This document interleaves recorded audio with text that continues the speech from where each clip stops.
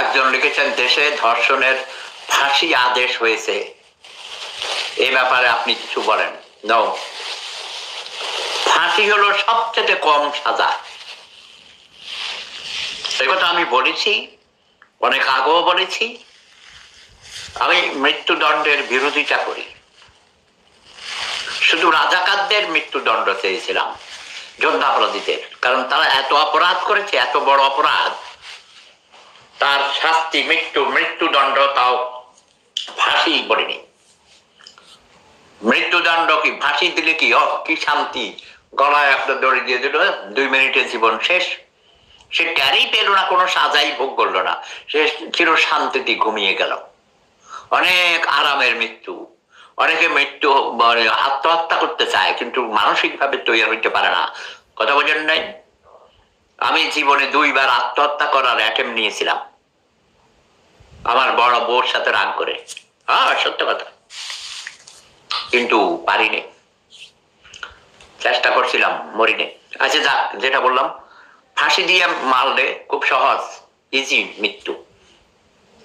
আমার ধর্ষণের শাস্তি, কিছুক্ষণ আগে পিজির একজন বড় ডাক্তারের সাথে কথা হচ্ছিল, সে সম্পর্কে আমার ভাগ্নির জামাই, বুঝছ, ভাতিজির জামাই, অনেক বড় স্কলার ডাক্তার। তো সে আমার সাথে সহমত পোষণ করেছে। সেটা হলো যে পুরুষ ধর্ষণ করিবে তাহার পুরুষাঙ্গ কেটে ফেলতে হবে, গোড়া দিয়ে কেটে ফেলতে হবে। তাও অন্যেরা কাটবে না, সে নিজে কাটবে, এবং মিডিয়াতে সেটা ফলাও করে দেখানো হবে। তার বাকি জীবন, দেখো, নিজের নুনুর গোড়া নিজে কাটা, আর সারা জীবন সে, তার নুনু নাই, পুরুষাঙ্গ নাই, সমাজে সে কোথাও মুখ দেখাইতে পারবে না। সবাই জানবে যে এই লোকটা রাম শ্যাম যদু মধু যেই হোক ধর্ষণ করিয়াছিল, তাই তাহার নুনু কর্তন করা হইয়াছে। তাও আবার অন্যেরা কাটে নাই, নিজের নুনু নিজেকে দিয়ে কাটাইছে।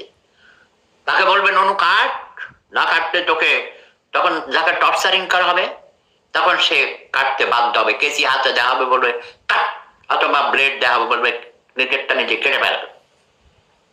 ইয়েস, অবশ্যই গুড আইডিয়া। দেখি তুমি কে লিখেছ, বাংলা কি লেখছ, পুরাটা বোঝা যায় না, ছোট ছোট।